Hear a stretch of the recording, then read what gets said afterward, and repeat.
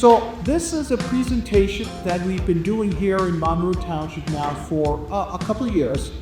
I'm very thankful that our police department is doing outreach in regards to this. As mayor, I get to go out and I get to tout how safe Monroe Township is. And it's just not us in our minds that we're safe. We have been recognized now nationally one of the safest towns in the United States of America. Now, obviously, a lot of that belongs to the crack staff that you have at our police department, but it's also our citizens as well, because this is a team effort. And by you being here, getting that information, that necessary information to protect you, to protect loved ones, to protect neighbors, that's part of the team effort that makes Monroe safe. And that's the essence of what we're trying to do here. Obviously, you're going to learn about some things, some statistics, some strategies, but it's all about you being here. It's all about our police doing what they're supposed to do. But truly, my friends, I'm going to put the onus all on you. Information is power to fight crime, right? The more you know, the more you could protect yourself, the more you could protect others. That's that team effort. And I'm going to tell you a story. You're going to hear about some scams, right? Some scams, that happen on a daily basis here. And it's all about telling this story. When something bad happens, you have to make sure you tell people, right? Because stories come and go. And this story was very personal to me. A couple of years ago, first became mayor, I go see my mom. She's now 92 years old. So I go see my mom, and she goes, "Oh, how's the mayor thing going?" I'm like, "Oh, it's real good, Mom." And we're working with the police department. He had just started doing these presentations. I said, "We're working with the police department about scams and phone calls and emails and just protecting you." So she goes, "Oh, I know. I went to a presentation." She lives up in Woodbridge. She went to a presentation up at the Woodbridge Senior Center. I don't answer the phone if I don't know who it is, and she doesn't use the computer. So I'm like, "Good, Mom." I said, "That's the one thing is, I personally, if I don't recognize what the phone number is, I don't answer. If it's that important, they're going to leave that message." She goes, "Oh, I know."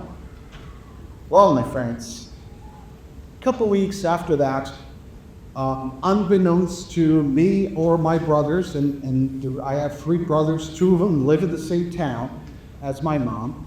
My mom does get a phone call, and she sees it's a number from Maryland.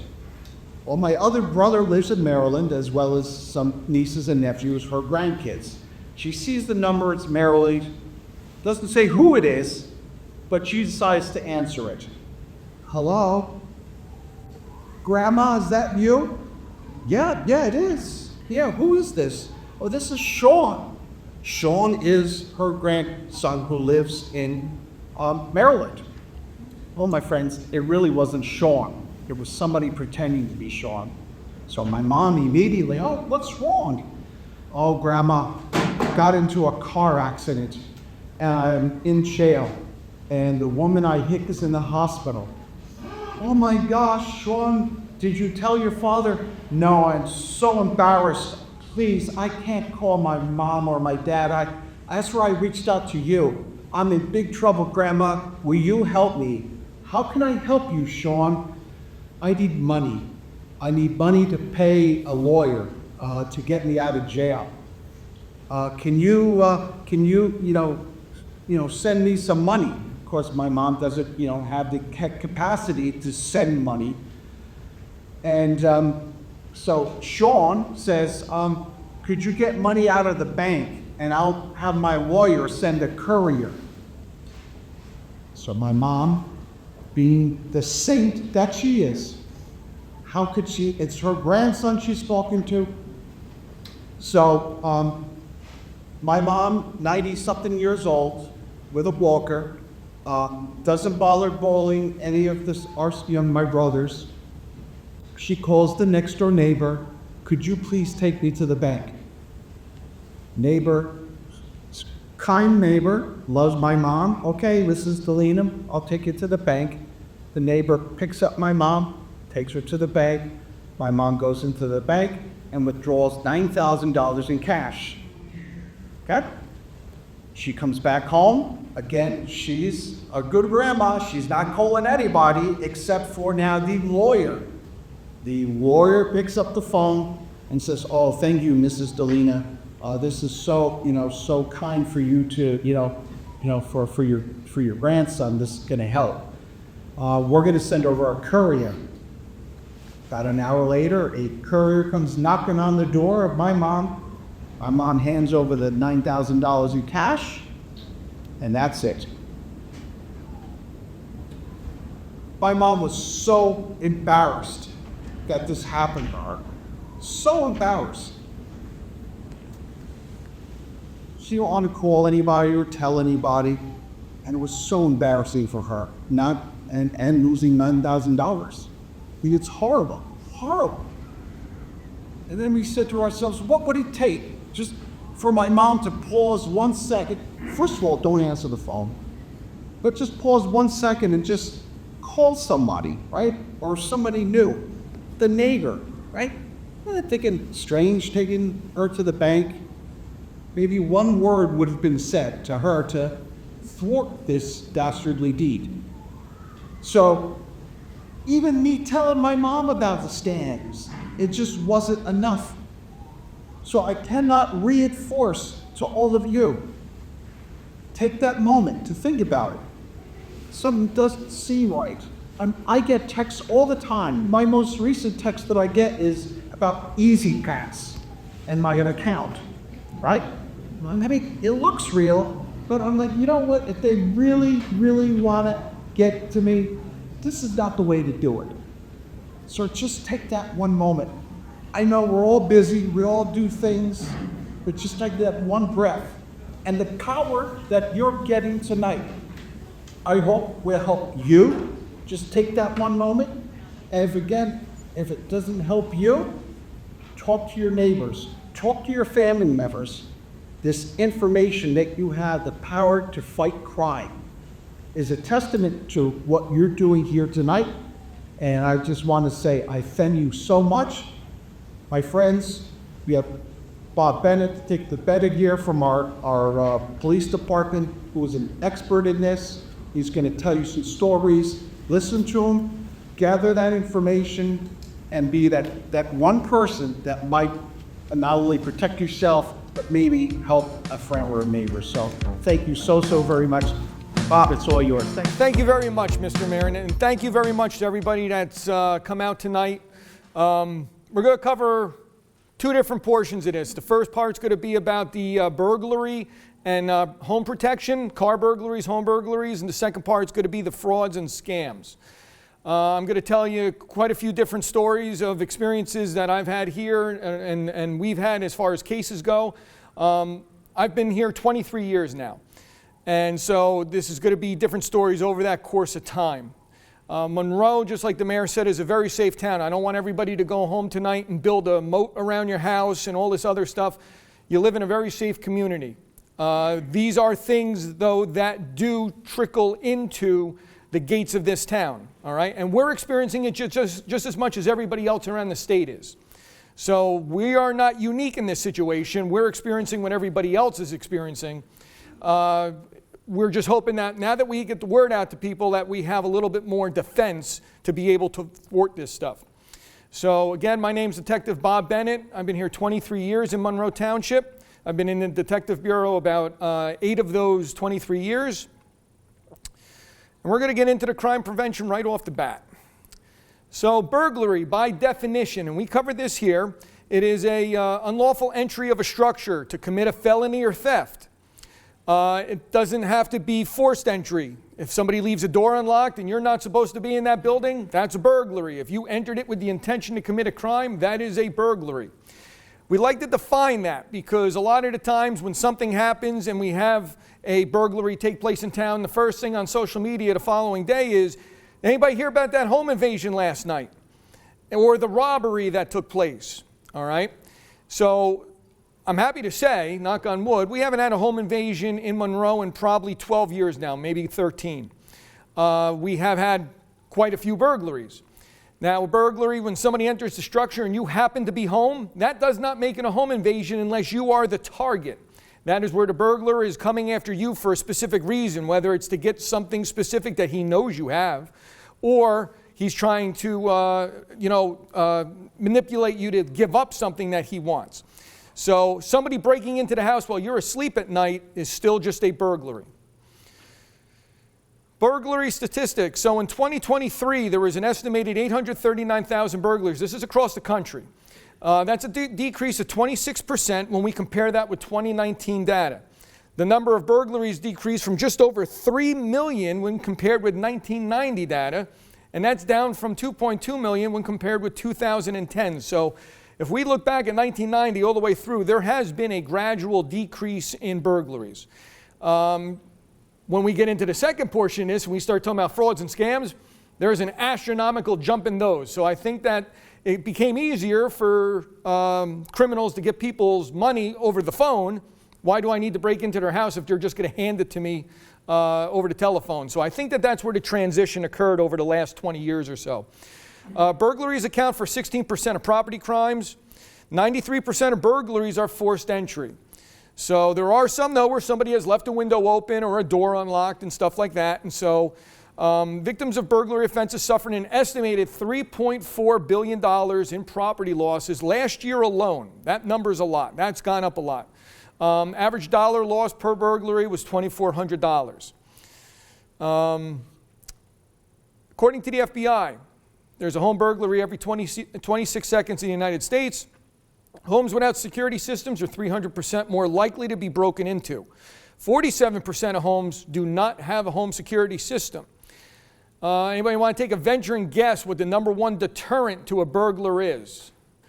And dog is the number one deterrent. Any of the burglars we've ever dealt with, where we've interviewed them after the fact, after the arrest and stuff, why did you pick what you picked? And they said, it's because I heard a dog barking on the property. I knew they had a dog. I heard there was a dog. I heard the dog barking, so I left.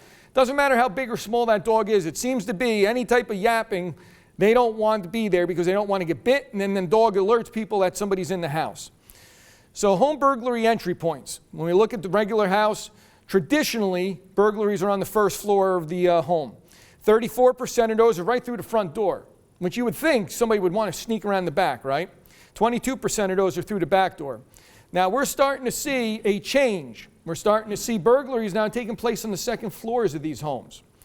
That has been a recent transition by a group called the South American Theft Group, SATG. If you happen to look them up online, you're going to see a lot of very recent information about them. This is a group that most recently targeted football players. So famous football players, Patrick Mahomes for one, Travis Kelce, both had their homes broken into while they were away at away games. This particular group, and this group consists of thousands of people. It isn't just one small group or a horde of people. They're spread all over the country, and they all operate independently. They like to use the second floors to gain entry into homes.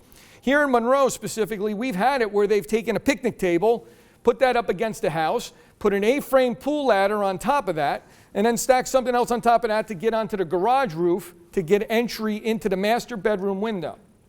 So we wonder, why would you go through all that trouble to get in there? Well, most second floor windows aren't alarmed. If you happen to have an alarm system in the house, they're not alarmed. Most people don't have motion sensors up there either, except for maybe just in the master bedroom. So they'll use that to enter into there. It allows them the opportunity to get in the house and leave as little evidence behind as possible because they go right for the master bedroom. They're looking for specific things. They don't have to traipse through the rest of the house now and possibly trigger or alert other people that could be there in the house, trip other alarms and things like that. So they're using the second floors in a lot of these cases. We're also seeing that they do their surveillance ahead of time. They'll take cell phones and add extended life batteries and plant them in people's yards. So we actually had this happen a few months ago at the names, it's on the tip of my tongue. They're on Prospect Plains Road. It's the new community closer to the Cranberry border. A resident came home and found a shrub in their bushes that they know they never had there before because in November most of the plants died after we had the first frost. And so when the resident went over and looked at this shrub, they discovered it was a camera, a phone, with the monitor on, recording, and they had greens taped to the phone to make it look like a plant. And this phone was pointing across the street at the neighbor's house.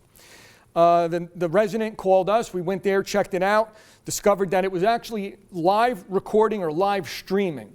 So it was active. Somebody was someplace watching that. We turned it off.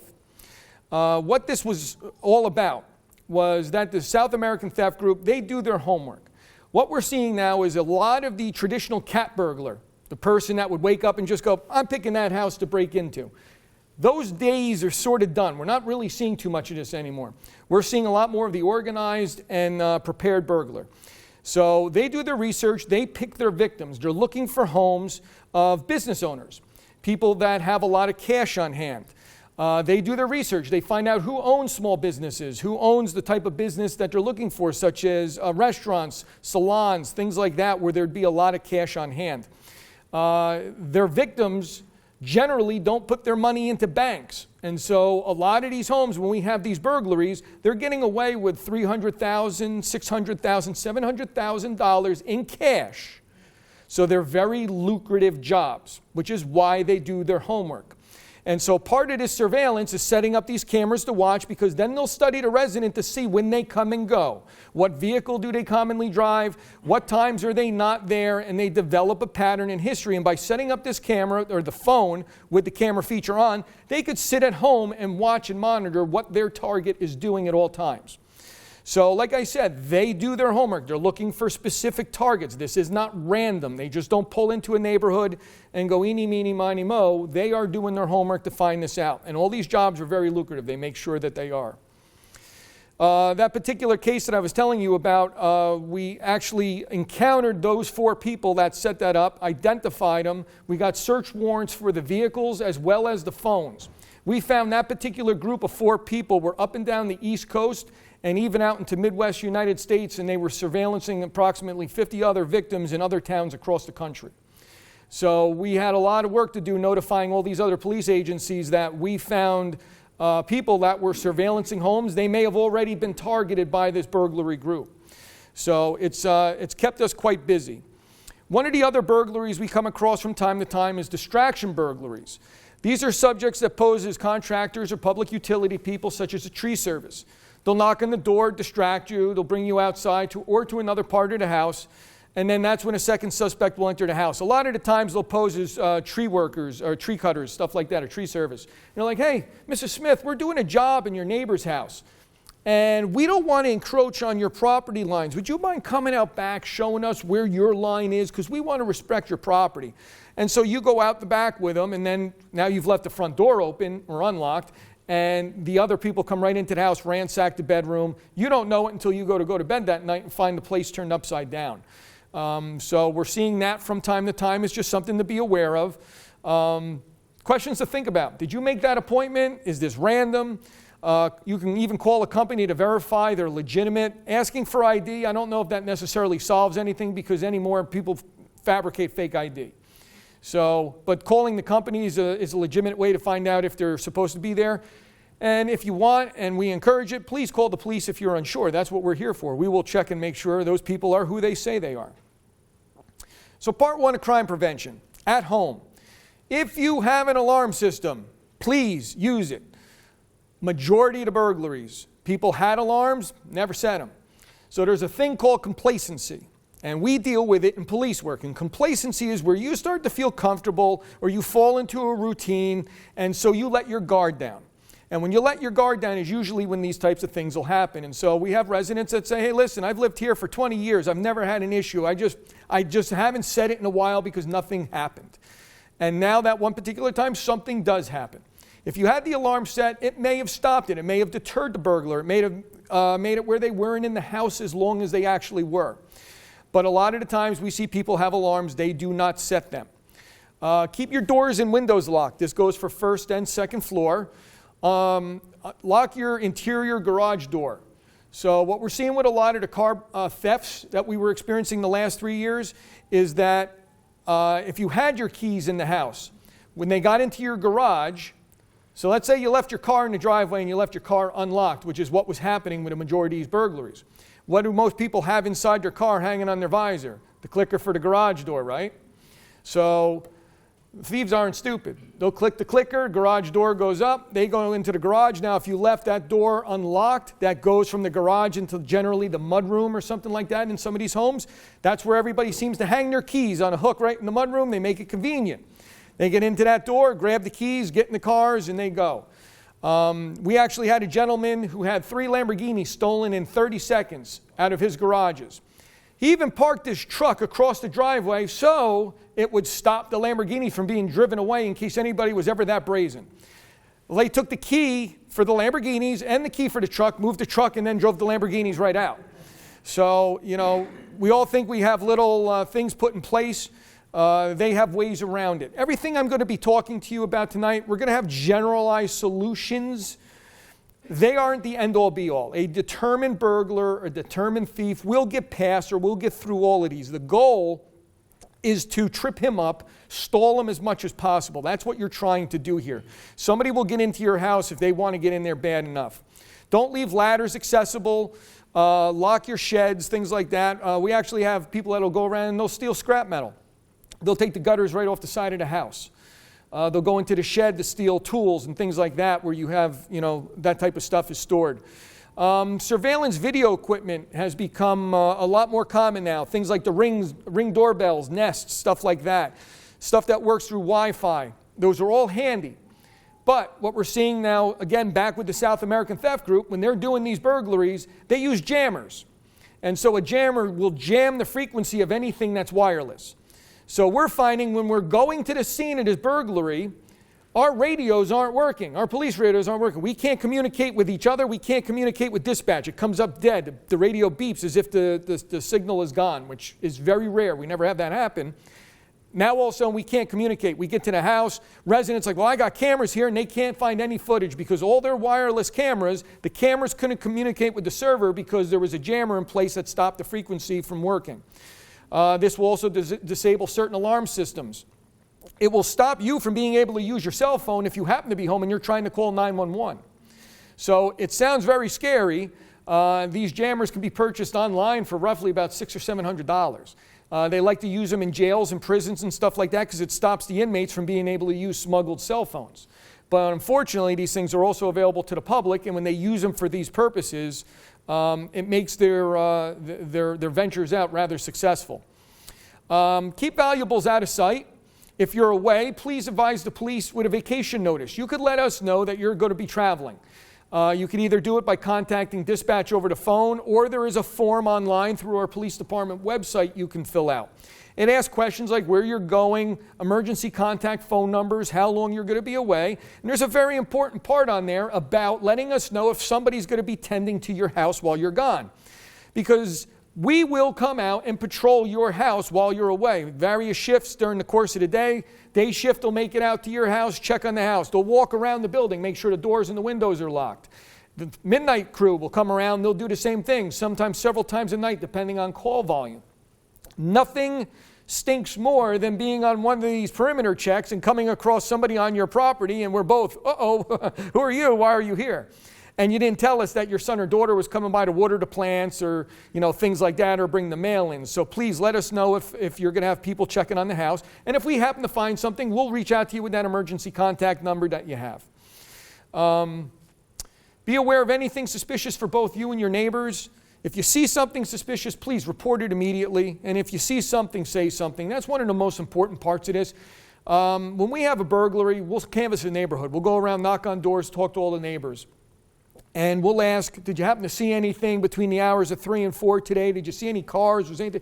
And people will give us all types of stories of stuff they saw, and there's 3 or 4 red flags in that description, but nobody ever reached out to us.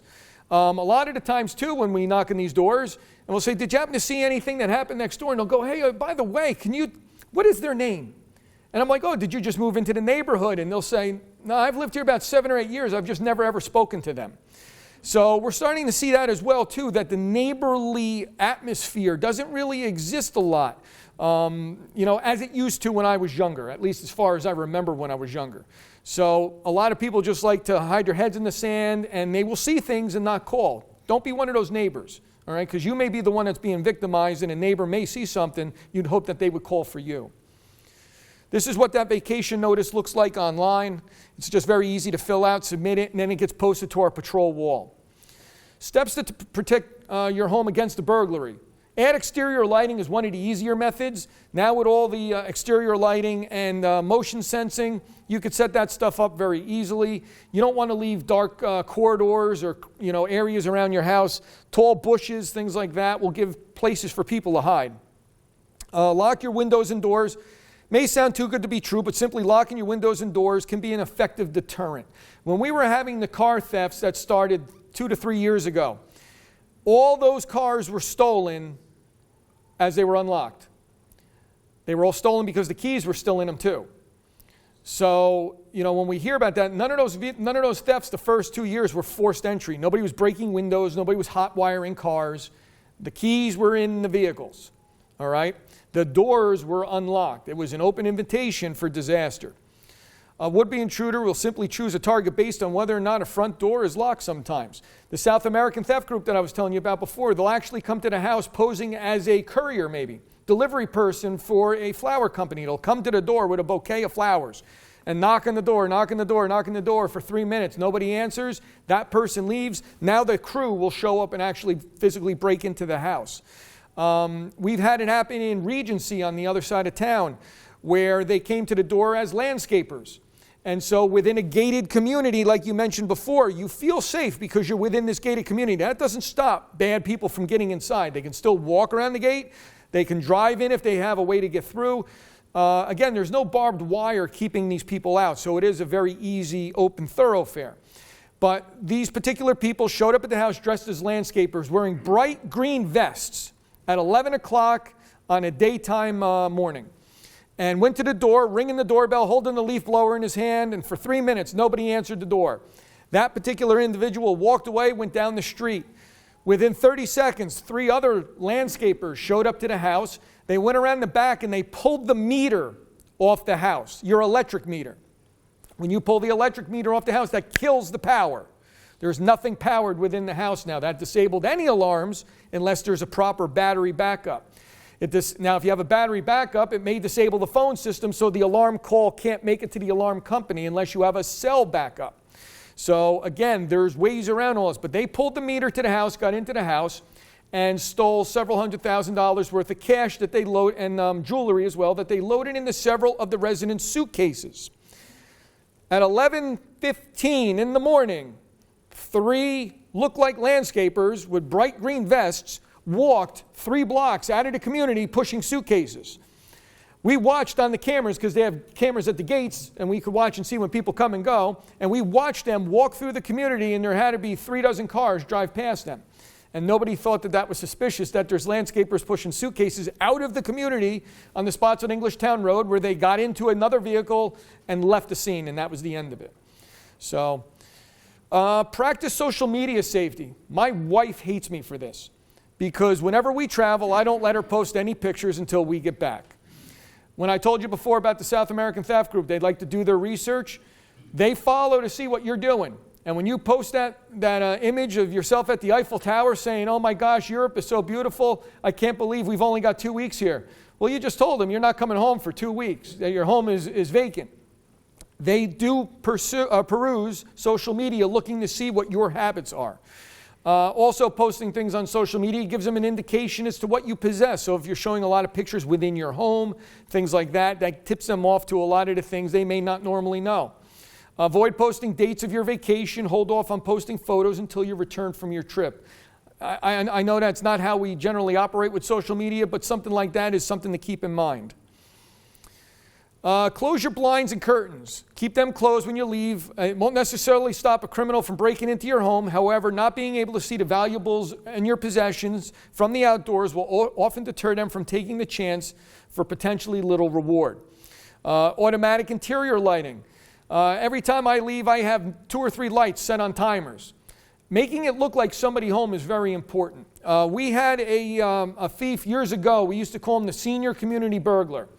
And this guy victimized 3 counties, Middlesex, Monmouth, and Ocean for about 3 years. And he would hit heavily in the wintertime. We wouldn't see him too much in the summer, hardly at all actually. And then all of a sudden fall would come around and the guy would come back. And that's because the nights got longer in the fall through the winter. And what this guy would do is he would pick a community randomly and sit on the fairway on the golf course on one of these gated communities. He would walk on around 4:30 at night, pick a fairway and sit down. What happens 5 o'clock on a Friday or Saturday night? Everybody starts deciding, we're going to go out to dinner. And so sitting on that fairway, he would watch, boom, boom, boom, boom, boom, boom, boom, all the homes that would turn their lights out as they went out to dinner that night. Those were his victims for the evening. He would walk right up, shatter the back slider door, go into the house, steal jewelry, and he was gone. The people wouldn't find him until about 2 hours later when they got home. There was a task force that was put together, and we finally caught the individual. We did everything as far as research trying to find this guy, going through pawn shops across the country, looking to see who's selling this jewelry, where is it going. There was so much being sold over the course of time, and this guy was so elusive. When they finally discovered who he was either from Brick or Jackson. He had all the jewelry still in his house, which was about $3 million worth by that time. He never got rid of any of it. So whether he was saving it for a rainy day or what, don't really know. But this guy just made it very difficult. But he picked his targets by who went out to eat that night at 5 o'clock. And so when the lights went out, that was his target. So we tell people, try to put on a timer. So the automatic lights, I think, is a big help. Avoid advertising costly items. Facebook Marketplace now has become a way for everybody to sell things. And when you put costly items online, that's attached to your profile, which again is attached to your social media, giving the people opportunity to see into your personal life. Try not to sell big ticket home items on there. Discreetly dispose of packaging in boxes. Everybody, goes out. I remember after the stimulus checks came out during COVID, driving around the neighborhood, there were more 65-inch big screen TV boxes sitting out on everybody's curbs for garbage day because everybody went out and bought TVs and electronics and things like that. So again, you're advertising to people driving through the neighborhood what new things you just purchased and put into your house.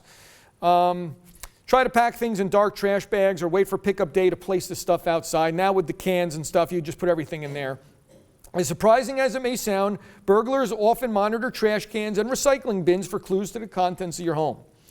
Eliminate hiding places in the yard. Again, like we said it before, putting up lights, motion lights, things like that. Trimming shrubs or trees that cover windows. Some of the burglaries we've had where people have had really overgrown rhododendrons around the back of their house. And the windows were shattered. The person climbed right in the window, went in through the back.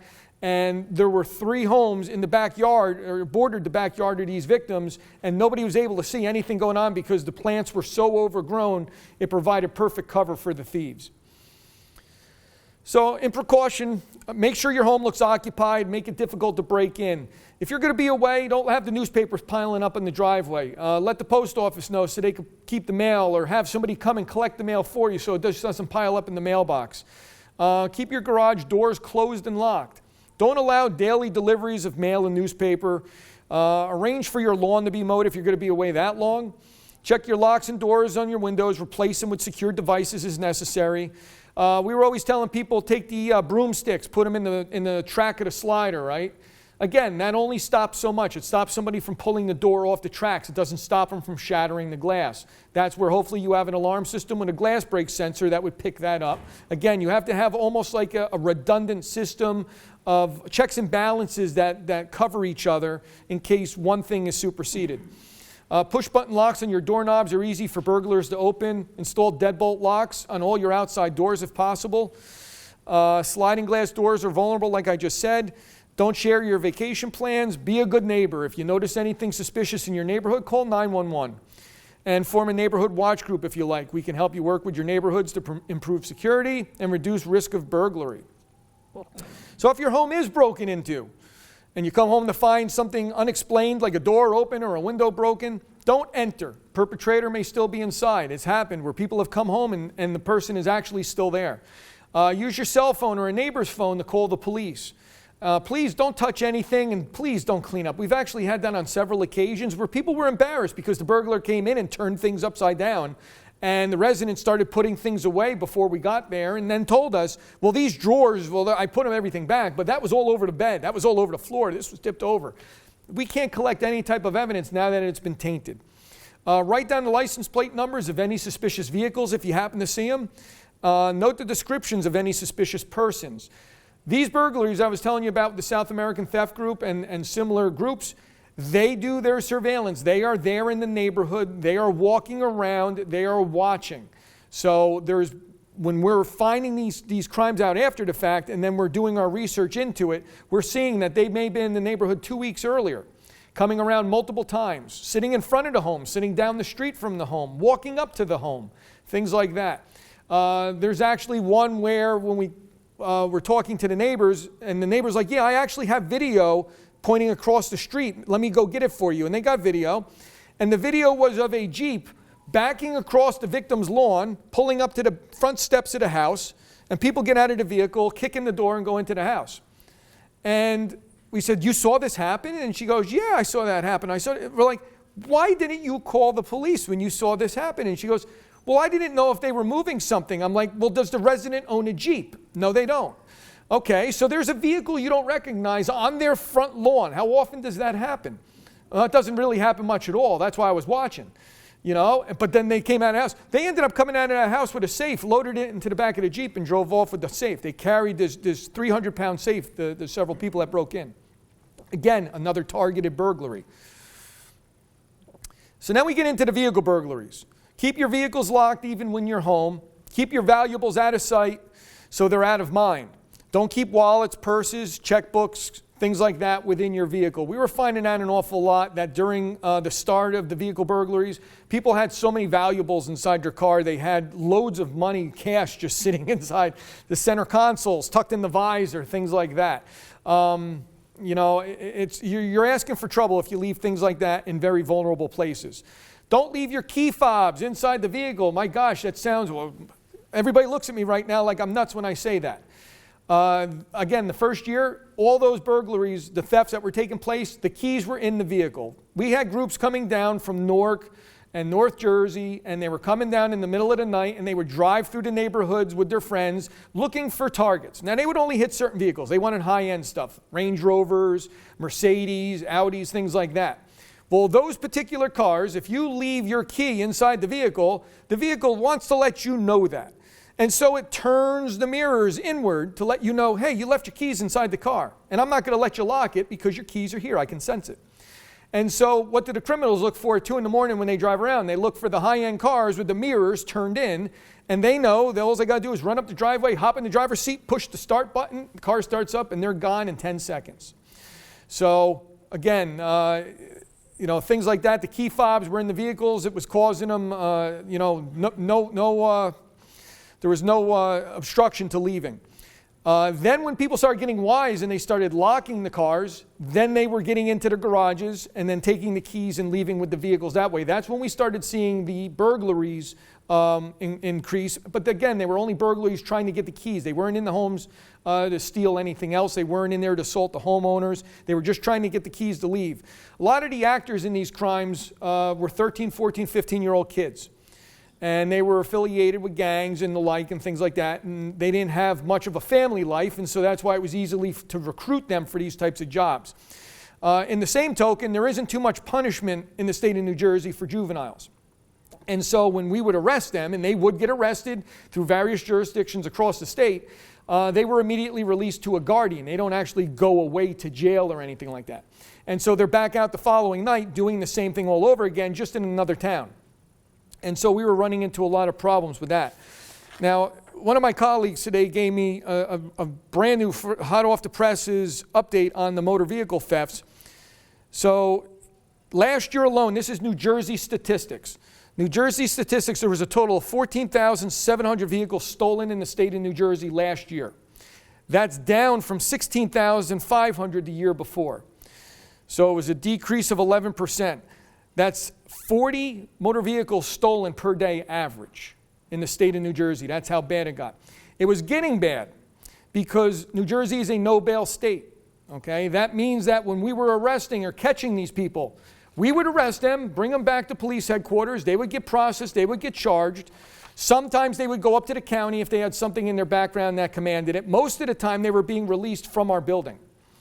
And so, with the promise that they appear in court in 3 months when their date comes around. That was what was contributing to a lot of this, because there was no real accountability. New York thought they could do better, and so they adopted bail reform as well, and look what's happened in New York. And so when we see this stuff in the news, that's where a lot of these problems come from. So it's a state political issue, not necessarily local. There isn't anything your local politicians can do about it. But state-wise, their policies, I think, were leading to the increase in this. So of the 14,700 motor vehicles stolen, 75% of them were recovered. 10%, let's see, they give you some locations here. I'm trying to see this in the dim light. So they arrested a number of offenders across the state. 266 perpetrators were arrested. The youngest was 13, the oldest was 64. So again, this was becoming quite an epidemic.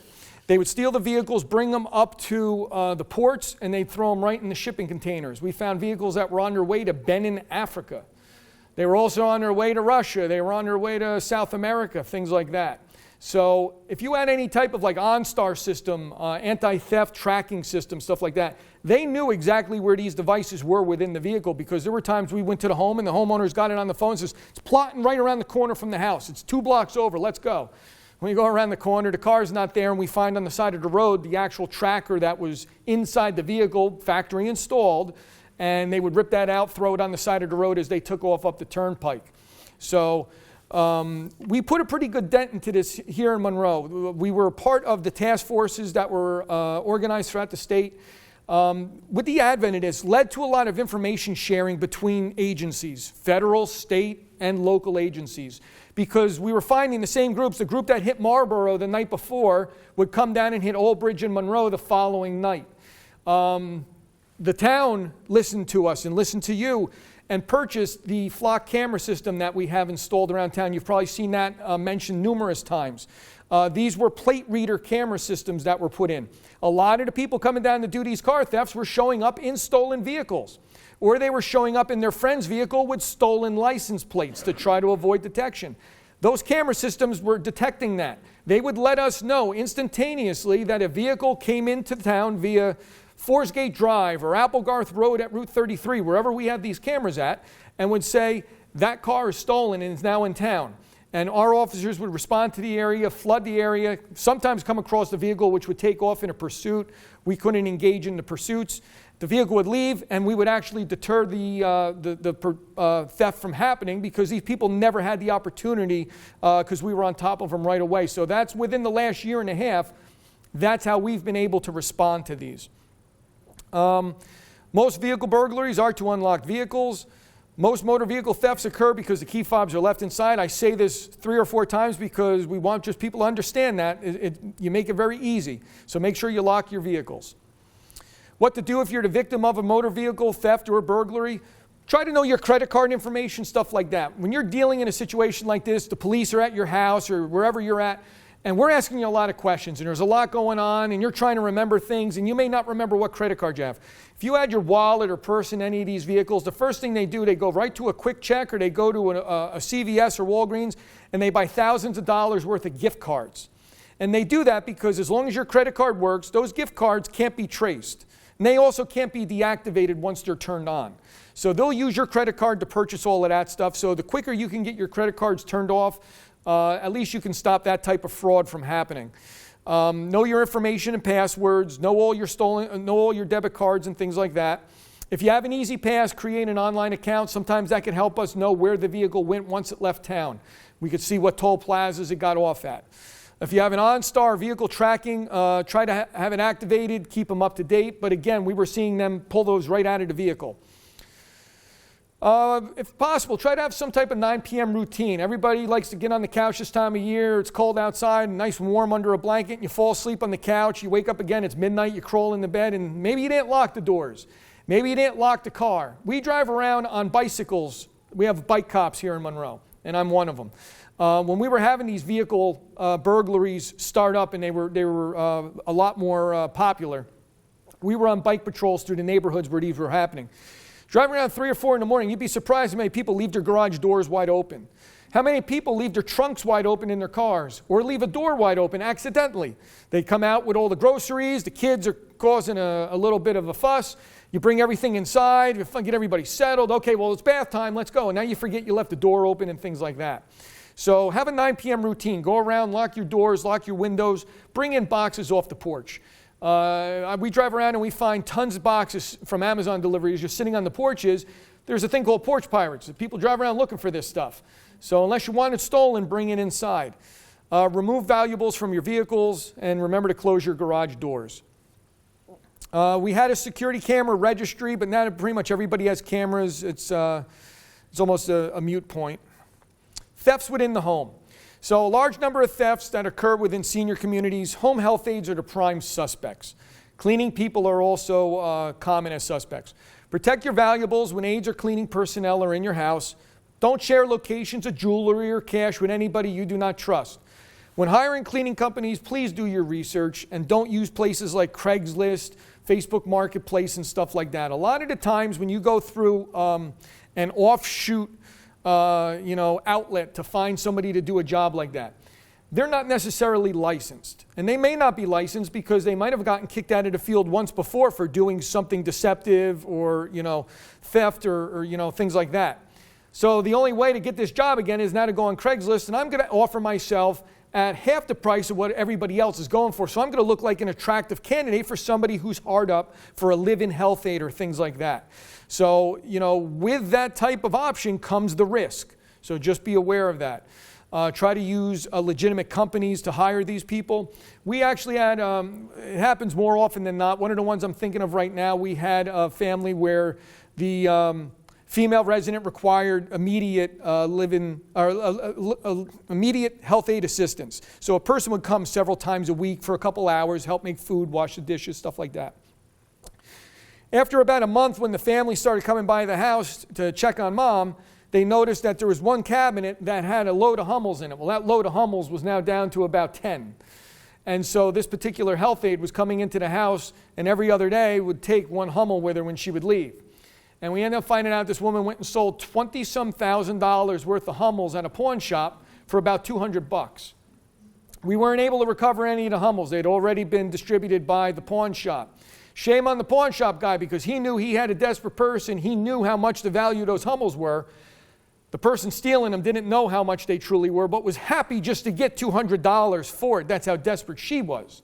And so this man ended up making over $18,800 on these Hummels because he got them for a song and a dance.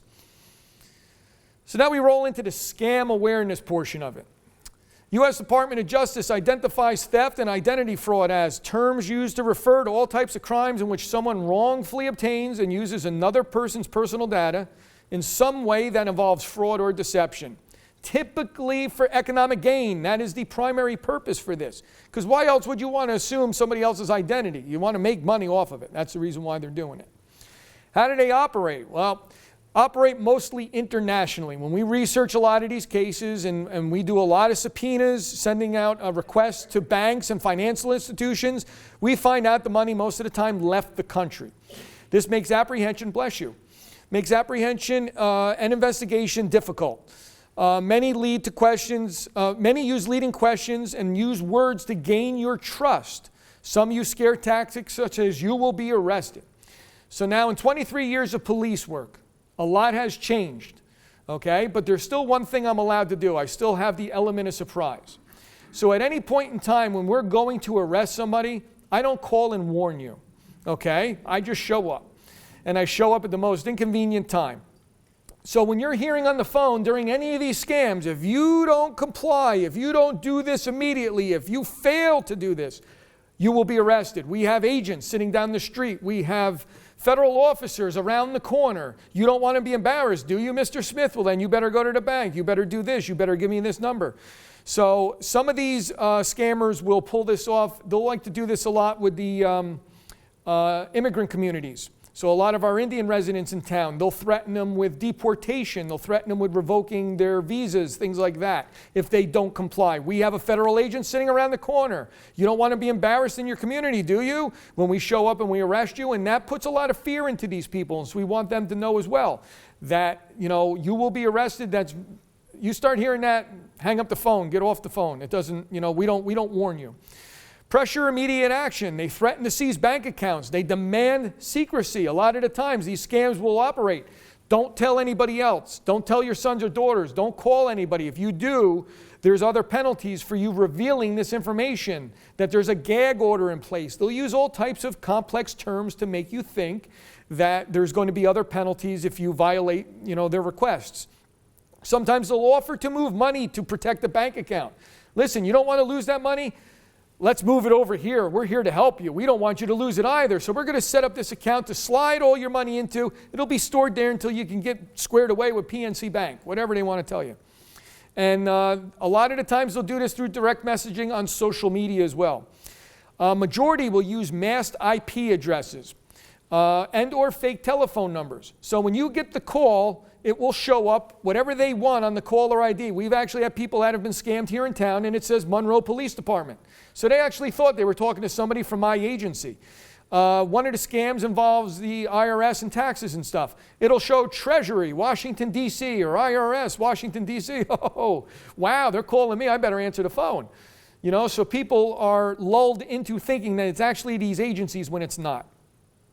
There is computer technology that allows a caller to change their phone numbers. That's called spoofing. So in 2023, this is a summary. All right, it's just a bunch of little graphs and stuff that show you where a lot of the money went. It shows you how it's increased over time. So in 2021, there was $438 million lost to imposters. In 2023, that number went up to $752 million. We talk about the different methods, bank transfers and payments. A lot of them, $1.8 billion went out via that way. $1.4 billion via cryptocurrency. So these are all different scams, and these are the different methods they extract the money from you. So there were 2.6 million fraud reports taken across the country. 10 billion was reported lost that year alone. So the numbers have gone up exponentially. Majority of it really seemed to get out of control during COVID when people were sitting at home with a lot more free time on their hands. And so they had a lot more opportunity to devise devious plots and plans to separate people from their money. Top 10 fraud categories. So these are the ones we're seeing. Imposter scams is number one right now.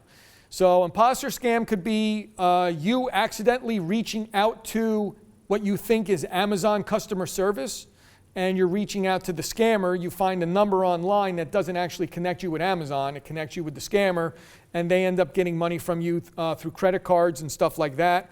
Imposters are also getting an email from like PNC Bank, and the email tells you we need to update your funds or you need to update your account. So please put your personal information into these boxes so we can update your account data. That's an imposter. It's not actually the bank, it's somebody else. And when you hit enter, you send all your information to them. Prizes, sweepstakes, lotteries, we're going to cover all of that stuff. Business opportunities, we're seeing that now through LinkedIn and Monster, where people are posting for jobs and trying to get jobs and stuff like that. Somebody will actually contact you pretending to be a business.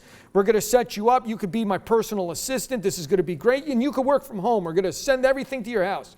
And you're thinking, holy cow, this is great. In fact, we're going to forward you your first month's pay. It's coming in the mail tomorrow. And DHL shows up at the house with an overnight envelope, gives it to you, and it's a check for $5,000. Put that in the bank. And do me a favor. Could you wire some of the money or transfer it over to here for me? Since you're my personal assistant, I need you to move this stuff.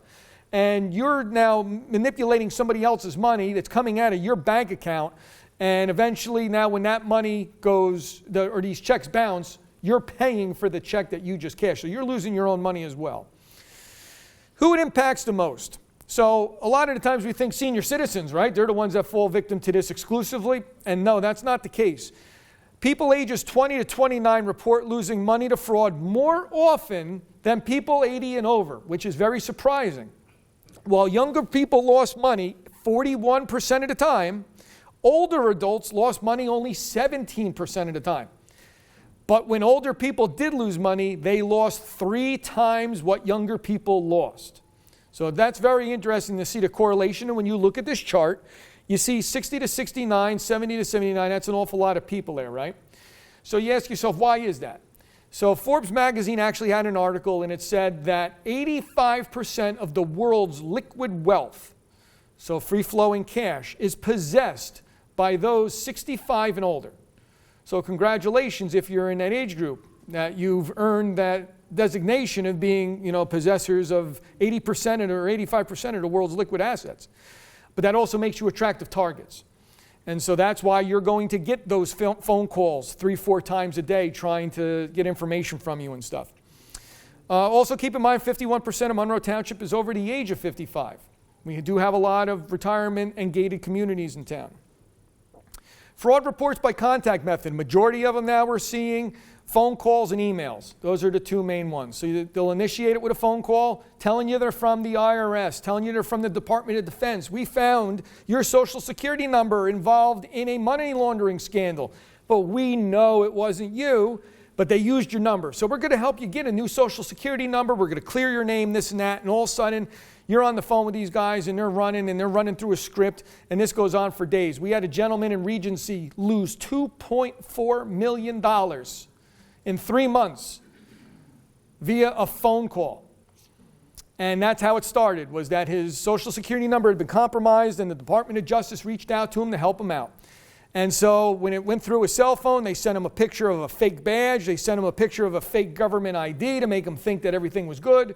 And he continued with it for 3 months. And so they talked to him an awful lot. I went through his phone while I was taking the report. And he's like, yeah, they talk to me all the time. And I'm scrolling through the messages. I scrolled through 45 minutes of text conversation and only made it through 2 weeks out of 4 months worth of conversation in 45 minutes. Every waking hour, they were on the phone with this guy texting him. How was your doctor's appointment? How's your kids doing? What'd you have for dinner last night? You feeling better? That cough yesterday wasn't good. I hope you got it checked out. Like, they were concerned for his health. That's how they made it seem. Again, to lull him into falling for this stuff.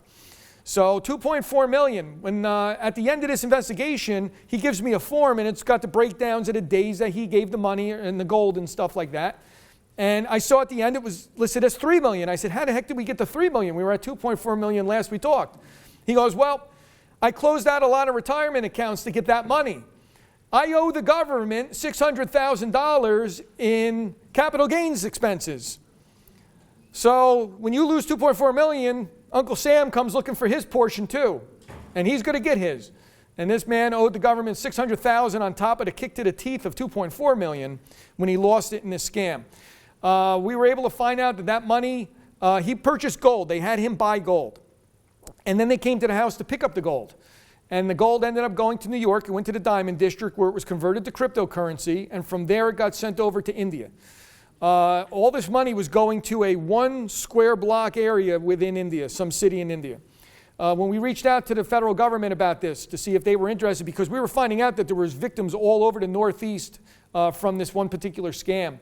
And there was millions of dollars going to this one area where it was being wired. And they said, well, we have a good diplomatic relationship with India. We don't want to break that. And so we're choosing not to get involved in this.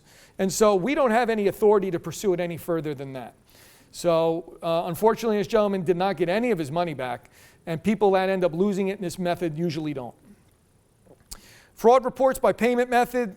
Credit cards, debit cards, payment apps and services, bank accounts, cryptocurrency. Cryptocurrency is in the middle of the road there. We're starting to see that creep up a little bit.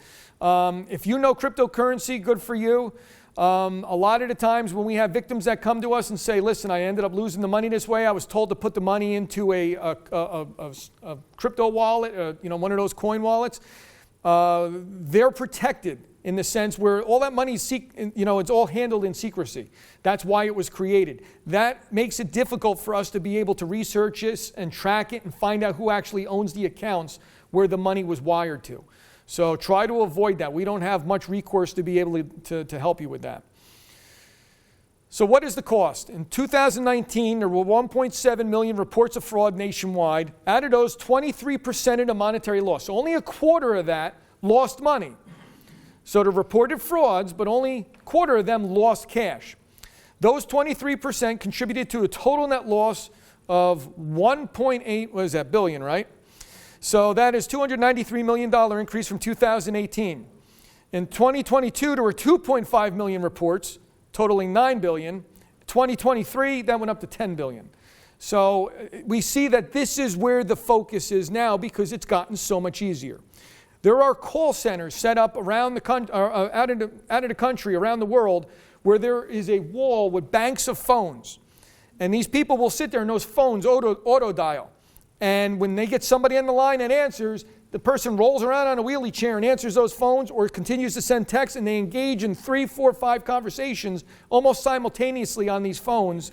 And this is all part of the scams, and it ends up getting you separated from your money. But we see where this went. So in 2019, we went from 1.8, and now we're up to $10 billion in just the course of 5 or 6 years. Types of identity theft and fraud. This is the different cases we're going to talk about, or the different methods that these people will use. The mayor mentioned specifically the grandchild family arrest scam. We have them happen quite a bit here in Monroe. And again, this is one of those. Urgency is the name of the game. They will throw so many quick terms and phrases, and you're not allowed to get off the phone. You've got to stay on the phone with them the whole time. When you go to the bank to get the money, he stays on the phone with you. You don't drive to the bank by yourself. He's on the phone. And then when you're at the bank with the teller, he wants the phone on speaker, because when the teller goes, well, ma'am, you can't withdraw $30,000. I don't really have $30,000 here. And the bank may suspect that something is up, and they'll try to warn you. And the man on the phone will now speak for you. This woman's getting this money because of a severe financial situation, and because it is her money, you have to provide it to her. You can't deny her the money under federal law, this and that. And the bank teller just goes, okay, and goes and gets the money because she doesn't want a problem, and turns over $30,000. And now when you go back home, you have directions on how to handle that money. Package it a certain way, put it in envelopes, separate it out. And a courier is going to come to your house and pick it up. When he shows up, make sure you give him that envelope, and then he's going to leave. We've actually made arrests of the people showing up to pick up this money. 9 times out of 10, it's an Uber driver. So they're hiring Uber drivers to come to the house to pick up these packages. The Uber driver has no clue what he's doing. He just knows he's coming to Monroe to pick up an envelope, and he's going to bring it to some place in New York City. And that's all done through the Uber app. And so he gets told, when you pick up this envelope, it's financial documents I really need. You're not picking up a person, you're picking up these documents. I will tip you heavily when you get back and return this to me. And so these Uber drivers will do it. And so we've actually had it where we've arrested them, and people get pulled out of the windows of the cars, and they have no clue what's going on. You want to talk about shocked people, they didn't know this. But they're being utilized to move this money. They're called mules. So they'll use caller IDs to try to legitimize themselves, to you. You'll see surrogate court pop up on the caller ID while they're on the phone with you. Listen, we're going to get you in touch with the magistrate. We're going to get you in touch with the judge. All of this. There's 3, 4 different voices on the phone. You're confused. Oh my God, Mary, is she okay? Things like that. So again, they don't give you a moment to breathe. They don't give you a moment to think. And they just want you to react. And so when you're thinking that your grandchild or a family member is in jail someplace and about to get shipped off to Rikers Island, you're a lot more motivated to want to help, because you don't want to see that happen.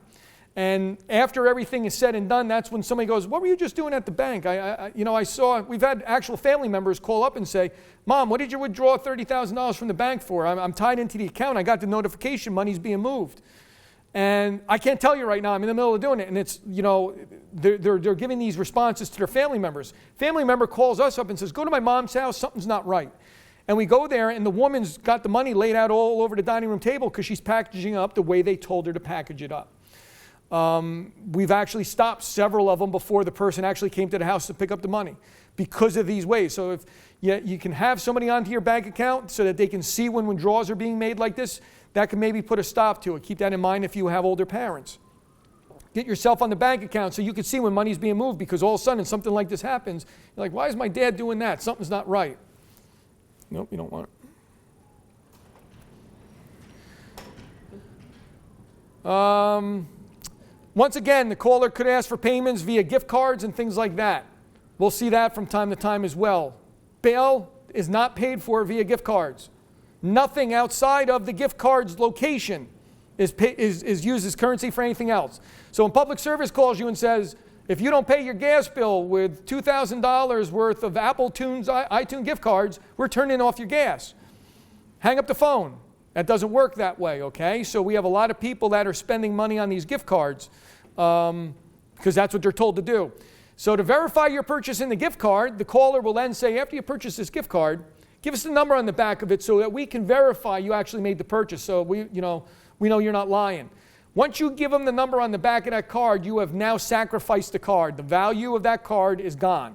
They can electronically remove that money once you give them the gift card number. So don't give away those gift card numbers either. IRS scams, we'll see this during tax season. Person purporting to be an IRS agent will contact you and claim that they're an agent with the IRS. And they'll say things like you have unclaimed taxes, multiple social security numbers, and there's a warrant out for your arrest. There's that scary term again. And if you do not pay the amount owed, the warrant will be issued or executed, things like that. Payment will be requested immediately and in a specific way, such as, again, gift cards and or money or wire transfers. Federal employees will never send photos of credentials or their IDs, and they will never demand any kind of payment. So if you're getting that type of phone call, ignore it. They also do not initiate contact with taxpayers' email, and they don't request personal or financial information. This includes any type of electronic communication, such as text messages and social media channels. The IRS will not reach out to you on Facebook. Okay, they're not going to text you either. False tax returns, we don't see this one too much right now, but they'll use your personal information to file a completely separate tax return in your name. You'll go to do your taxes in this time of year, next month, and when you walk in the office, the accountant sits down, files your taxes, and goes, oh, we have a problem, Mr. Smith. You've already filed for your taxes, and you got your $2,000 refund already, too. And you're like, no, I didn't. That's why I'm here doing it now. And so now you got to reach out to the IRS, and you got to try to straighten that out with them. Thief ultimately obtains your identity and uses it. It was prevalent more so during COVID with the refund payments. If you notice any fraudulent transactions in relation to your tax return, contact the IRS immediately. Lottery and sweepstakes scams. Caller will be an agent who's calling to notify you that you've won a large sum of money. Congratulations. Today's your day. You won that lottery that you bought into whenever, and we're going to pay you. But you have to pay some sort of tax or fee, something along those lines, in order to get this lump sum payout. The agent will request a payment for the taxes and fees via, again, gift cards, money orders, wire transfers. So 2007, we had a woman in Rossmore who won the Jamaican lottery, or at least so she was told. And so for a month and a half prior to us knowing anything about this, she was sending money via Western Union at the Stop and Shop to a man named Patrick in Jamaica. And so this was to pay off all the exchanges and the taxes and things like that in order to get the money. So one day Patrick tells her, okay, well, you've satisfied all the payments you need to make. We're going to come to your house now, and in the fashion of Publishers Clearinghouse, we're going to award you the check, and there's going to be cameras and balloons and armed guards and the whole 10 yards. Okay, we'll see you in a couple hours. Hangs up the phone. When they said armed guards, that sort of scared her. She's like, why are armed people coming to my house? So she called the police and told us about this story, and I sat in her living room and I said, oh my God, none of this is real. This is all fake. And this was really when this started kicking off. This really hadn't existed up to this point yet. I then changed my clothes and in plain clothes, sat in her living room pretending to be her grandson in anticipation for these people coming to her house. Because we didn't know, why were they coming? Were they coming to rob her? That's possible. We had our SWAT team sitting in the neighborhood of Rossmore in bushes waiting for these people to come. We had all types of stuff in place. I sat in her house for 4.5 hours. We had lunch. We had a pleasant conversation. And I thought she understood at that time all of this was a scam and that she was not coming into any windfall of money. At some point, the phone rings. She goes into the other room and answers it. Of course, it's Patrick. Patrick says, hey, letting you know, we're at Newark Airport. We're stuck in customs. Can't get out of customs until you pay another $1,500. I'm on the other line in the kitchen listening in. And she gets off the phone, comes out, tells me the bad news. And I'm like, oh, yeah, I just heard it, but we know this is all a scam. And she goes, yeah, I know. So we end up calling the SWAT team off. They all leave and everything. And now I hear her on the phone, and she's on the phone with PNC Bank. And I pick up the phone and I'm listening, and she's trying to convince them that she needs the $200,000 she has left in her annuity because she has cancer and she needs the money to pay for the treatments. And this is what she's telling the woman at the bank over the phone, because she, in her mind, still needs more money to pay these people.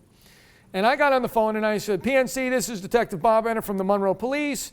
Please don't give this woman any of the money she's asking for. And they're like, who are you? I'm the police. You're not a family member or relative. I can't talk to you. Click, they hang up the phone. So now I don't want to leave because I'm worried this woman is going to continue to give money away. I reach out to her daughter who's in West Virginia. I can't help her. I'm too far away right now. But my brother lives in Wayne, New Jersey. That's not too far from you. So we call him. So the brother, the son now, he ends up telling us, well, listen, detective, this is the reason why we have my mom in Rossmore, so I don't have to deal with problems like this. Okay, so what a loving son that is. I said, sir, your mom is giving away your inheritance to strangers, essentially is what's happening right now. And I am powerless to stop it. I can't do anything about it. I need you to come up and take control of her bank accounts right now. Maybe I'll get there next week, Tuesday or Wednesday. I'll say, well, this is a Thursday. I'm like, so much damage could be done in the next 5 days. She's been doing this for a month. 2 months. We couldn't do anything else. We were done. We had to walk away from it. We had no ability to stop anything else. I'm under the impression the family's going to help. 5 months later, I get a call from one of the shore communities. Said, we have a vehicle that's been parked down here by the bay. It's been here for about 3 or 4 days. We don't know why it's here. It comes back to a resident in your town. Would you ask her if everything is okay? So I immediately recognized the name. It was this woman whose house I had been at 5 months earlier. I get a key from Rossmore Security, go into the house, and inside we find she's got labels on all the cabinets. Donate to Goodwill, donate to Soup Kitchen, donate to here and there, this and that. And sitting on the counter is a ledger, and the ledger has all the wire transfers she's ever made. She was a very meticulous bookkeeper. She actually worked for Johnson & Johnson for 35 years prior, and so she was very good with keeping track of things. Next to that is her own handwritten obituary. So she had given away all her money. Next to that were the bills that were in arrears upwards of 11 months. The cable bill, the water bill, the gas bill. She hadn't paid any of that because she had been taking that money and giving it to Patrick in Jamaica to win this lottery. So long story short, she ended up committing suicide. She took her own life down the shore. Word of this got out, and this became national news because this was the first time anybody had ever lost anything, had lost their life because of some type of scam like this. Prior to that, it had just been money. When word made it down to Jamaica, the people of Jamaica didn't really like this too much because it gave them a bad name. People don't want to come to Jamaica, or they're not going to trust Jamaicans because of this scam. It's labeled a Jamaican lottery scam. They think we're running it. They knew who was running it because he's living like a fat cat down there with all the money he's been making from poor Americans here that have been giving their money away. And they actually lynched this guy and killed him. That made national news too. So if you look this up, you can look up Monroe, Jamaican lottery scam. You'll see the whole articles come up from back in 2007 and 8 and stuff. And it was a big story at the time because this was the start of this. And now we look now 20 years later and we see how these scams have evolved and how much more lucrative. By the time this woman was done, I believe it was $220,000 or $250,000 she had given away over the course of 6 months. So this was the example we just went over. $248,000 made it to this. Yeah, that's what she lost. Romance scams. This popped up a lot during COVID, and it's still building today. Scammers develop a relationship with an individual via messaging applications such as WhatsApp, Facebook Messenger, Instagram, Twitter, things like that. They'll profess their love, and then, without ever meeting you, of course, but then the individual will make a claim that they need money for medication, travel, or some other type of emergency. The one that I'm thinking of specifically, we had a woman who met a man who was part of the U.S. military. He was over in Syria. As a medic, helping out the war effort over there. What a noble cause. And so she really took a liking to him, and he would send her pictures every so often, which turned out just to be stock images from the internet of various soldiers in desert-type situations, and she thought that this was the man that she had been talking to. Listen, give these scammers credit. This relationship went on exclusively online for over 6 months. And so she really thought she was going to meet this guy when he got discharged from the military and came back to the States. And at some point, he was involved in some sort of roadside bomb explosion, which put him in a hospital over in Syria. Because of some type of classification, obviously he was exempt from medical coverage. And so I need money right now to be able to pay for my surgery to repair my blown off leg. And boy, I really hope you can help me out. And when I come back, I'm paying you back 2 times. But I can't get back home until this gets squared away. And I can't get the surgery until you help. And this woman ended up packaging up thousands of dollars and sending it to Canada because that was where the exchange was to get this over to Syria. And so she lost that money as well. We've had individuals that get told to package the money up in cardboard boxes, line the boxes with tin foil, put magazines in between that and the tin foil, and put the money in the middle. They ask you to do that because when this ends up going through scanners at the post office, the scanners won't find currency because it's illegal to mail money through the mail. So they'll tell you to mail it, but then have you package it a certain way to defeat the scanners at the post offices so this money isn't detected. Vacation scams, that'll come around via a telephone call where luckily you've won a free vacation. Well, did you enter any type of contest? How did this come about? Think of things like that. Upon a callback, a caller will request personal information and money to pay for fees and things like that. Before you can receive your voucher, the caller will request money to transfer to cover expenses and fees and stuff like that. Home improvement scams, this is where solicitors come door to door. Again, like we like to say, if it seems too good to be true, it probably is. So when the contractor comes to your house and says, hey, listen, I'm doing a blacktop job down the street. Your driveway looks a little rough. I'm willing to do your driveway for $500. I'll do the whole thing because I'm going to have extra product and I'm in the neighborhood. And you're like, that sort of sounds good. I could probably use that. You know what? Guy goes, listen, don't worry about it. Just give me $250 right now. I'll come back and I'll do the job. So you give him $250. He comes back with another worker and they throw a can of black Dutch boy paint around the driveway with a roller. Do about a quarter of the driveway with black paint and go, listen, give me the other $250 so I can get the rest of this stuff and I'll be back and finish the job now. And then they end up leaving, you never see them, you lost $500 and you got black paint in your driveway. They didn't actually put tar or blacktop around. So they're actually quite slick when they try to pull this off. Do your homework, make sure you hire licensed contractors and avoid making large deposits because you may not get that money back when they don't show up. Mortgage debt relief scams, we don't really see that right now. That seems to have fallen by the wayside, but they'll call you, claim to work with your lenders or banks to significantly lower your payments. It'll be some type of loan modification or debt relief. They'll ask you for personal and financial information before they even begin to start. And then after you've divulged your information, they will either disappear or they'll claim to need a deposit. So they can continue this a little further. So you can fall into identity theft and then you can fall into an actual theft victim or a fraud victim when they start taking money or you give money. It could cost you thousands and could continue for an extended period of time. Charity scams, this obviously occurs during some type of disasters. The caller will identify themselves as charity. They'll request monetary donation, very common after a large natural disaster. They'll attempt to gain sympathy from you and guilt you into donating. And before you donate any amount, please do your homework. I get a call all the time from fallen officers in Florida or something like that. And, you know, it doesn't exist. We, as far as Monroe Police and PBA go, we do not solicit over the phone. We send a mailer out in the fall. I think it's usually around Halloween. That's the only way we accept donations or even solicit for donations. We do not do it through the phone. So if you happen to get the call for the state police over the phone and, SOA things like over the phone, those are all fake. None of them solicit that way. So don't give money to those places. AI-powered scams. AI stands for artificial intelligence. This is brand new. We're starting to see this now. Scam involving new technology can be used to write more convincing and natural-sounding emails or texts. They create deep fakes of celebrities to trick victims into thinking they're investing in a good company or project. They impersonate the victim's friend or relative and ask for money as part of a grandparent scam, so they can actually fabricate voices or replicate voices, things like that. They can also impersonate an employer asking for personal information. The ability to create an image, video, or voice of someone else could make existing scams even more believable, and this opens up new opportunities for scammers. So be very careful with this as well. If there's something suspicious during these phone calls and you don't feel comfortable, hang up the phone. Don't go into any more detail giving away information. The more you talk, the more you compromise yourself. Secret or mystery shopper scams, we see these from time to time. A lot of the times women like to shop at Macy's. Macy's will call you up and say, Mrs. Smith, listen, we see that you're a very frequent shopper of our store. Therefore, we trust your opinion. We'd like you to come to our store and shop as a secret shopper, which means you're going to observe what goes on.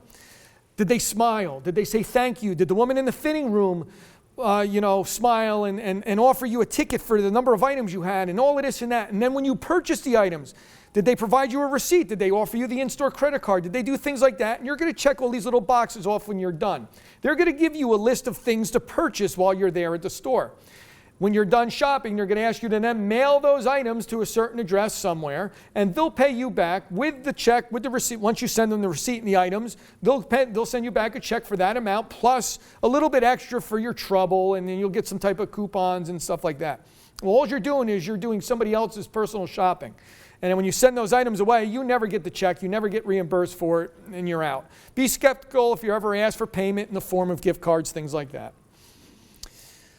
Employment scams. These scams use enticing and hard to detect lure. They're hard to detect, and they lure to target people who've been out of work.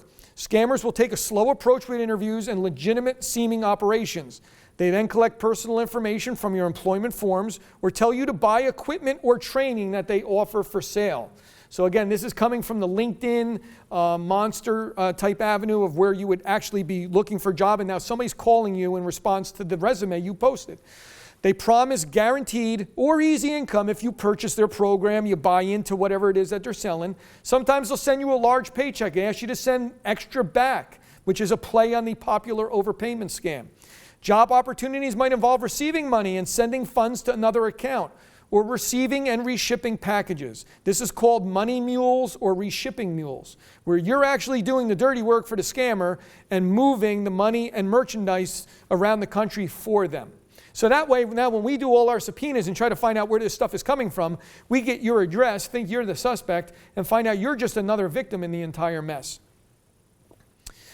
The FBI lock screen scam, that falls hand in hand with this. So you'll find this pop up on your computer. You'll find that. The FBI lock screen and the computer repair scam are one and the same. So you'll get some type of pop-up and it'll tell you Windows or Microsoft has detected something on your computer. Call this 1-800 number to get this straightened out. Or your computer will lock up with all of these windows opening up on you like, oh my God, what did I do? And so you call the 1-800 number. When you call that 1-800 number, you're not actually calling Microsoft, you're not calling Norton Antivirus, you're calling the scammer. And the scammer pretends he's from Norton and he's going to say, listen, we can help you out. You need to give me remote access to your computer. So go to this website, enter this code, and now all of a sudden your mouse is moving all around, windows are opening and closing, and the guy's telling you, okay, we're doing a diagnostic on your computer now. We're going to get this squared away. Don't touch the computer. Just go to bed, let the computer stay on, we'll work on it in the meantime. This could go one of two ways. One, they're going through your computer, taking all the sensitive information off that you have on there. If you do any type of online banking through that computer, they can get all those account numbers, they can get all the PIN codes, they can get all of that and wire or transfer that money out of those accounts. They'll do it quickly. Or they can tell you that, listen, in order to fix the computer, you now need to pay us, and now they get credit card information, or you wire money to them, and they're not actually fixing the computer, they're just continuing to steal more information off of it. So again, it focuses around malware and antivirus software. Once control is gained, the information on your computer is compromised. That man I told you about with the $2.4 million, when I was in his house, I said to him, you have a beautiful office here in this house. What do you do now that you're retired? And he goes, well, I'm a planner. And I'm like, party planner? And he goes, no, financial planner. I'm like, really? And he goes, yeah, and I got about 50 clients in the community here that come to me and I do their taxes and I do stuff like that. And I'm like, do you use this computer in your office to do all of those accounts? And he goes, yeah, I do. I'm like, that's the same computer you allowed the other men to access to buy the gold for you and stuff, correct? And he's like, yep. And I'm like, you better tell those 50 people to watch their finances because you sacrificed their information. You allowed the hacker to get into your computer and now they could have obtained all these people's information. So this is where we also got to be careful because when you use credit cards and you do things like that, you're trusting the business that you're using the card at to protect your information. So if they've got any weaknesses in their defenses hackers can get into this and get all this information, and it's not anything you've ever done wrong. It's just the company that you're trusting to protect it. So again, you see these screens, just unplug the computer, turn it off, go back in 5 or 10 minutes, you could put it back on. So one of the other scams we have, phishing. And it's supposed to be like fishing with the hook, because once they get you, once they hook you, they got you. So it comes back to what it looks like a legitimate website. I get this a lot. Listen, between you and me, I use Bank of America. That's just my preference. There's no real reason behind it. So I get an email every so often from Santander that says, Mr. Bennett, we need you to update your information. Click on this link. And when you click on this link, it's going to bring you and put in all your data and stuff like that, just so we can update your file or confirm it's you, because it's been a while since we've updated. I've never banked with him in my life. I know that is a fake, that's a phishing email right there.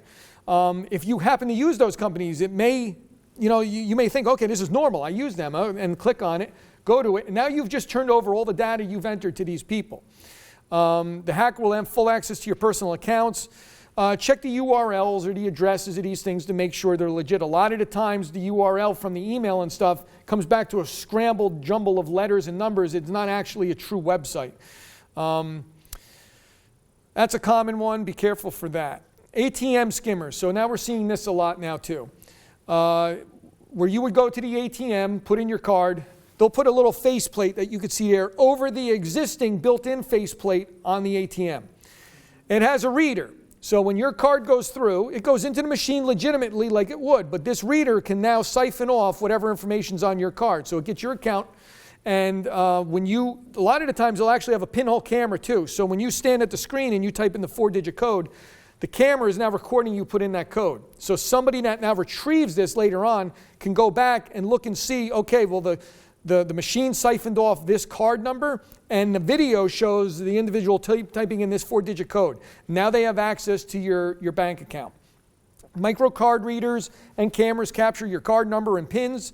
Cards may be cloned, or the account can be compromised once it's accessed.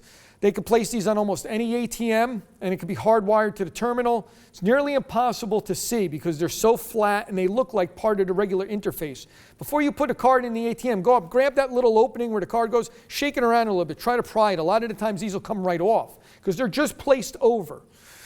Be skeptical if you see something odd on the ATM, and only use trusted ATMs. A lot of the times these will happen at, we're seeing them at Quick Check.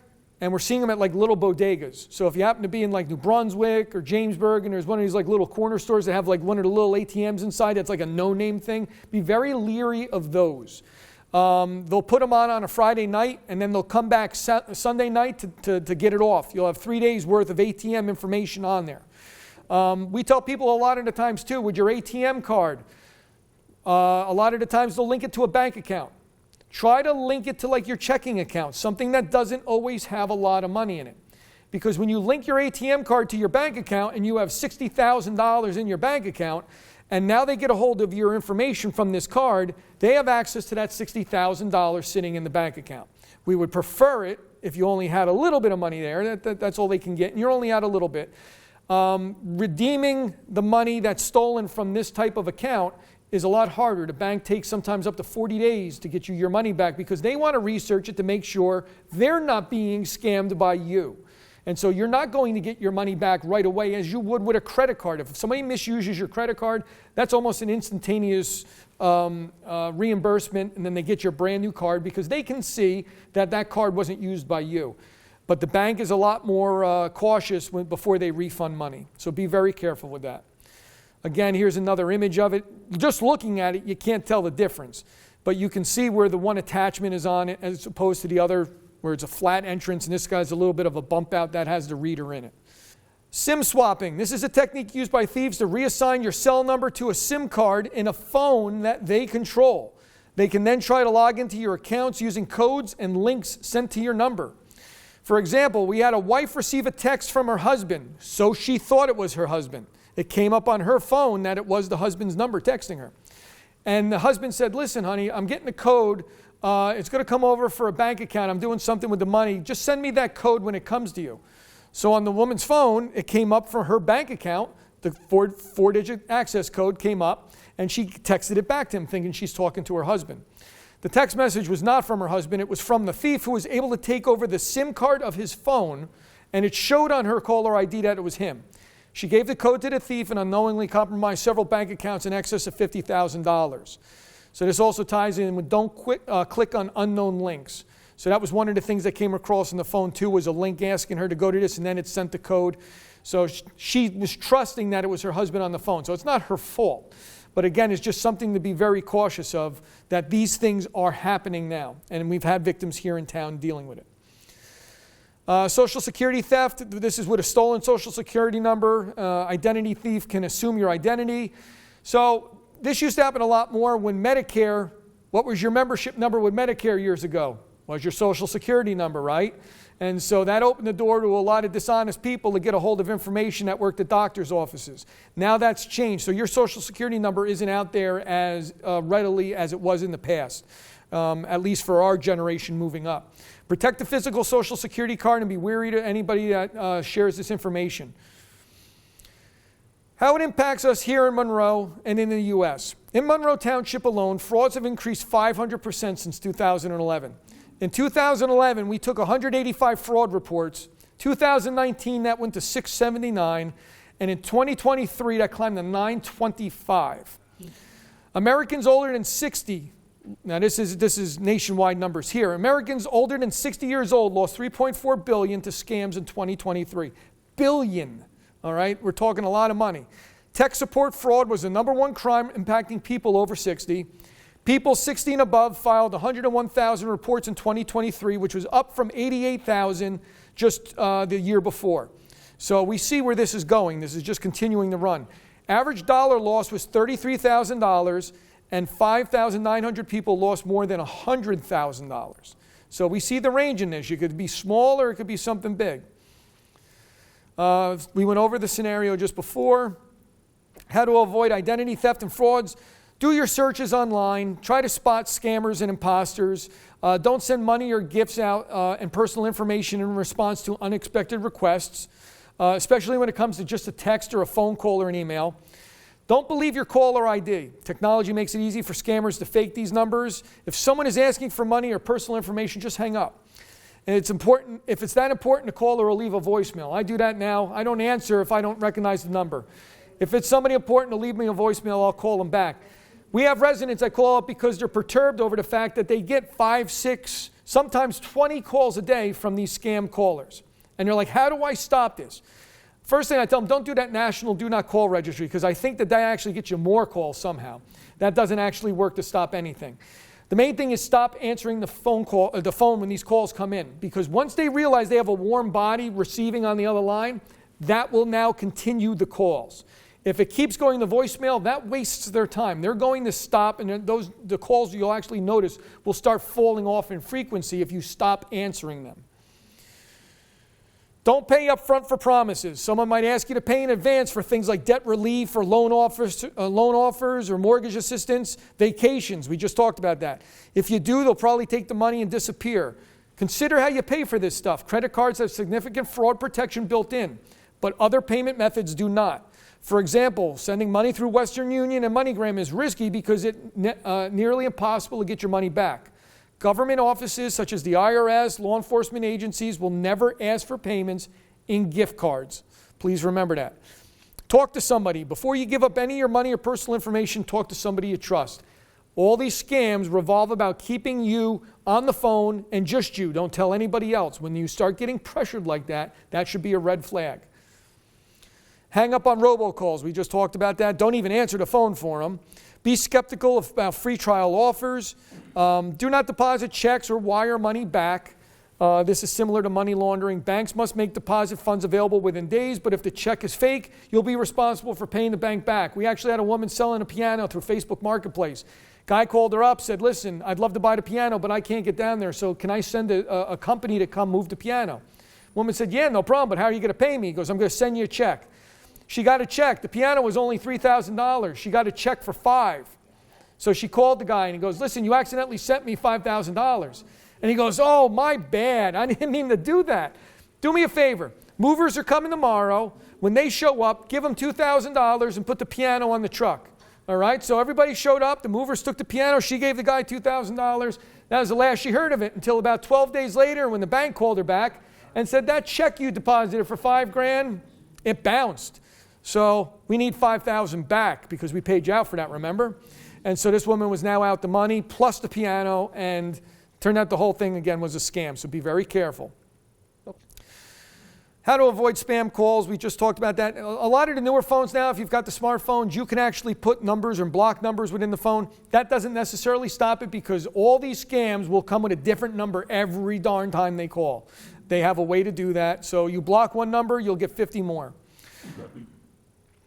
Who to report things to. So internet scams, you can report to the FBI. We have all these links online. So if you go to our police department website, you can actually find this presentation on our website, and all these links are there. Mail scams could go through the U.S. Postal Service. Phone scams could go through the FTC.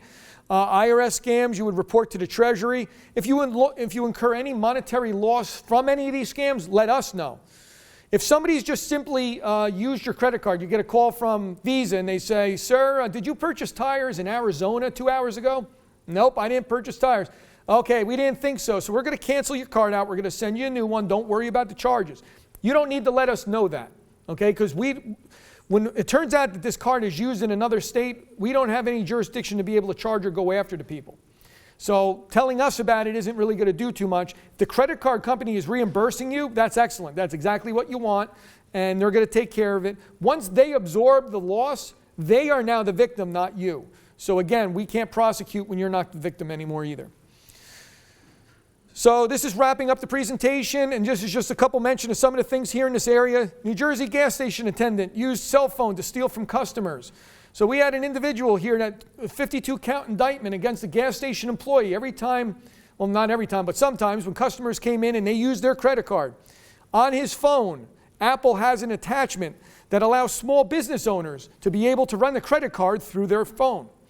He had it on his phone, and so when customers came in to pay with the credit card, he scanned the card and now took that information, kept it for himself, and then used their credit cards to buy things and pay his bills. It was pretty easy to find when they had various charges all coming back to the same address, and then they found out who it was, and this guy got caught.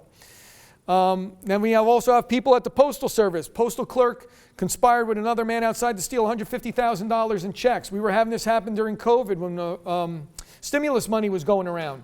Postal employees knew what the checks looked like. They knew what the envelopes were from the government, and they would separate them from the mail. They never made it to your house. They were giving the people on the outside, and then those people were cashing these checks. We actually had an individual in Renaissance that snuck into the community and was stealing checks out of the mailboxes, out of the outgoing mail. Drive around in the early morning hours looking for mailboxes with the red flags up. There you go. What's that say? Come to me because there's something in there waiting. And so this man would go around, and when he was arrested in Pennsylvania, he had in his vehicle over 400 checks from different people all throughout the car, because this is what he did. He drove around collecting checks out of mailboxes. He would then wash those checks and then reissue them to other names, go to the banks, cash them with false IDs, and would get all of this money. That's how he worked the scam. This one here was a big one from a year ago. 4 charged with trying to steal stolen car on Facebook Marketplace. We had a resident call me up. I got the call at my desk, said, sir, would you mind coming to my house? I want you to observe a transaction I'm going to make through Facebook Marketplace. And I said, so you want me to babysit you buying or selling something? And he goes, yeah, I'm buying a car. And I'm like, we're not doing that.